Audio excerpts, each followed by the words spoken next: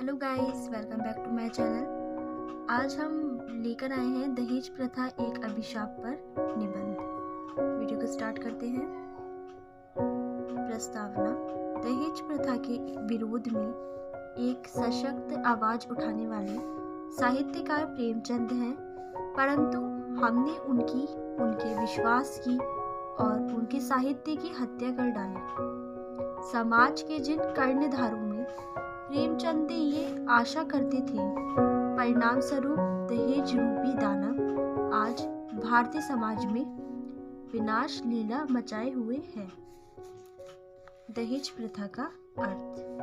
सामान्यतः दहेज से तात्पर्य उन संपत्तियों तथा वस्तुओं से समझा जाता है जिन्हें विवाह के समय वधू पक्ष की ओर से वर पक्ष को दिया जाता है। मूलतः इसमें स्वेच्छा का भाव निहित था, जिन्हें विवाह की एक शर्त के रूप में कन्या पक्ष द्वारा वर पक्ष को विवाह से पूर्व अथवा बाद में दिया जाता है। तो ये हो गया हमारा दहेज प्रथा का अर्थ। अब दहेज प्रथा के कारण। दहेज प्रथा के विस्तार के अनेक कारण हैं। इनमें से प्रमुख कारण इस प्रकार हैं। फर्स्ट है हमारा धन के प्रति अधिक आकर्षण। आज का युग भौतिकवादी युग है। समाज में धन का महत्व बढ़ता जा रहा है। धन सामाजिक एवं पारिवारिक प्रतिष्ठान का आधार बन गया है। मनुष्य येन केन प्रक्रियन धन के संग्रह में लगा हुआ है। सेकंड पॉइंट की बात करते हैं बाल विवाह। बाल विवाह के कारण लड़के अथवा लड़की को अपने जीवन साथी चुनने का अवसर नहीं मिलता है। विवाह संबंध का पूर्ण अधिकार माता पिता के हाथ में होता है। अब बात करते हैं हम दहेज प्रथा के दुष्परिणाम। दहेज प्रथा ने हमारे संपूर्ण समाज को बुरा बना दिया है। दहेज प्रथा के परिणाम स्वरूप समाज में अनेक समस्याएं उत्पन्न हुई हैं। इनमें से प्रमुख अर्घ प्रकार से हैं। फर्स्ट है हमारा बालिका वध। दहेज की अधिक मांग होने के कारण कई व्यक्ति कन्या को पैदा होते ही मार डालते हैं। इसका प्रचलन राजस्थान में विशेष रूप से हो रहा है, किंतु वर्तमान में ये प्रथा प्रायः समाप्त हो चुकी है। सेकंड है इसका पारिवारिक विघटन।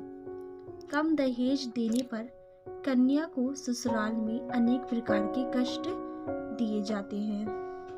दोनों परिवारों में तनाव एवं संघर्ष पैदा होते हैं और पति पत्नी का सुखी वैवाहिक जीवन उजड़ जाता है। तो ये है दहेज प्रथा के दुष्परिणाम। थर्ड पॉइंट है हमारा बेमेल विवाह। दहेज के अभाव में कन्या का विवाह अशिक्षित, वृद्ध, कुरूप, अपंग एवं अयोग्य व्यक्ति के साथ भी करना पड़ता है। ऐसी स्थिति में कन्या को जीवन भर कष्ट उठाना पड़ता है। फिर फोर्थ पॉइंट है हमारा हत्या एवं आत्महत्या। जिन लड़कियों को अधिक दहेज नहीं दिया जाता, उनको ससुराल में अधिक सम्मान नहीं होता।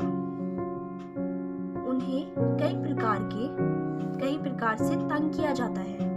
इस स्थिति से मुक्ति पाने के लिए बाध्य होकर कुछ लड़कियां आत्महत्या तक कर लेती हैं।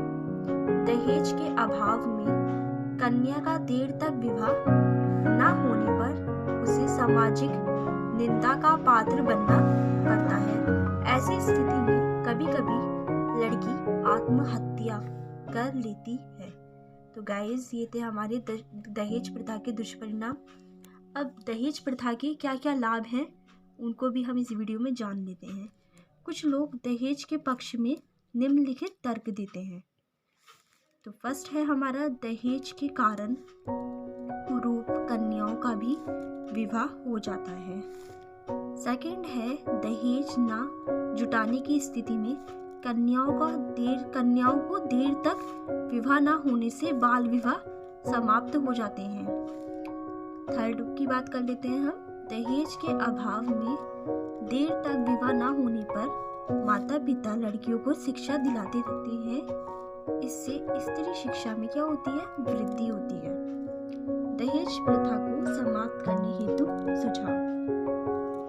डॉक्टर आल्टेकर ने लिखा है कि हिंदू समाज के लिए ये उचित समय है कि दहेज की दूषित प्रथा को, जिसने अनेक अबोध कन्याओं को आत्महत्या के लिए प्रेरित किया है, समाप्त कर दें। इसे समाप्त करने हेतु निम्नलिखित सुझाव दिए जा सकते हैं।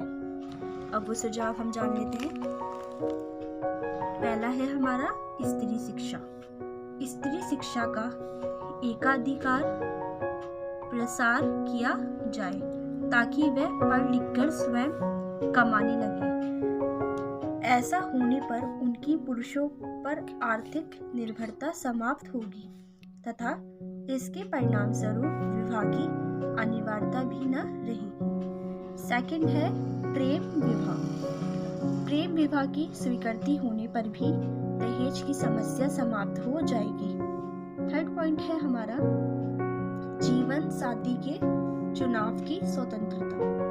लड़के व लड़कियों को अपना जीवन साथी स्वयं चुनने की स्वतंत्रता प्राप्त होने पर अपने आप दहेज प्रथा समाप्त हो सकेगी। फोर्थ पॉइंट है हमारा दहेज विरोधी कानून।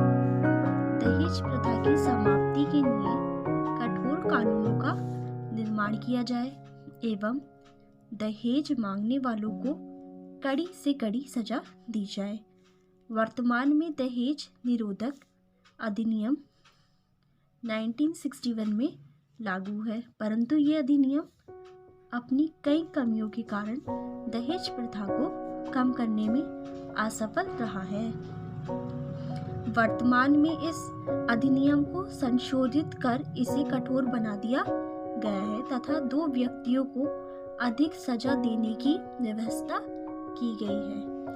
फिफ्थ पॉइंट है हमारा लड़कों को स्वावलंबी बनाया जाए। ठीक है, जब लड़के पढ़ लिख कर स्वयं अर्जन करने लगेंगे तो योग्य वर्ग का अभाव दूर हो जाएगा। उनके लिए प्रतियोगिता कम हो जाएगी। फलस्वरूप दहेज भी घट जाएगा। तो ये थे हमारे टॉपिक्स दहेज प्रथा को लेकर। अब हमें इस टॉपिक का एंड कर रहे हैं। तो लास्ट में हम कोई भी टॉपिक लिखते हैं, ऐसे लिखते हैं, तो लास्ट में हम उसकी उपसंहार लिखते हैं। उपसंहार में टॉपिक के बारे में सब कुछ होता है। तो वीडियो अब इसको स्टार्ट करते हैं। ये समस्या किसी एक पिता की नहीं बल्कि पूरे राष्ट्र की समस्या है दहेज प्रथा।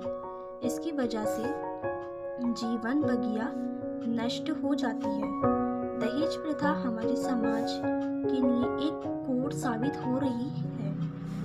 दहेज प्रथा को खत्म करने के लिए हमें अपनी मानसिकता को बदलना होगा।